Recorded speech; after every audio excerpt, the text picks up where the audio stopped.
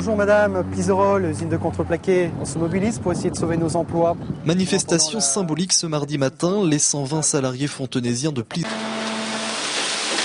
Ce matin, dès 6 heures,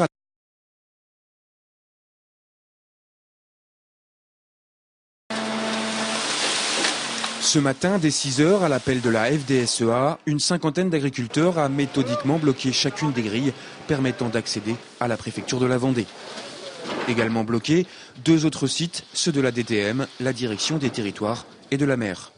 Au total, 150 agriculteurs mobilisés pour cette opération visant à protester contre une réglementation environnementale jugée excessive. Au cœur du problème, l'eau, avec une baisse prévue de 30% des prélèvements dans les nappes. Les agriculteurs la jugent trop brutale. Et nous attendons pendant ces 3 jours. Il nous faut absolument mettre des réserves de substitution au fur et à mesure des diminutions des prélèvements dans les nappes de façon à sécuriser les systèmes économiques des exploitations agricoles. C'est ça l'enjeu essentiel. Autre dossier brûlant, la réduction de l'apport de phosphore organique autorisé dans les champs. Le surplus des effluents, comme le lisier, devront être exportés vers d'autres exploitations et les agriculteurs devront compenser en achetant des engrais minéraux pour répondre aux besoins des cultures.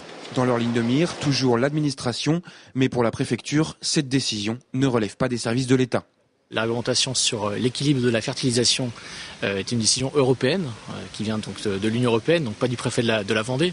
Il y a également un arrêté du ministère qui a été pris en 2005. Donc il y a un contexte européen et national qui font qu'au niveau du bassin Loire, donc plus large que la Vendée, des décisions ont été prises pour mettre en place une réduction du phosphore. Mais au-delà, c'est bien la crise du monde agricole qui est en toile de fond. Car ces nouvelles contraintes environnementales interviennent au moment même où le secteur traverse des difficultés sans précédent. Si la crise continue, je ne vais pas pouvoir continuer à faire mon métier. Qui ne fait rien approuve. Donc si on ne bouge pas, ça veut dire qu'on approuve la crise. Je pense qu'en se révoltant, on pourra faire comprendre au pouvoir public qu'on est très mécontent de notre situation et qu'il faut faire quelque chose et très vite pour pouvoir sauver les exploitations qui sont en péril. La FDSEA a prévu de rester plusieurs jours si besoin est sur place pour faire pression.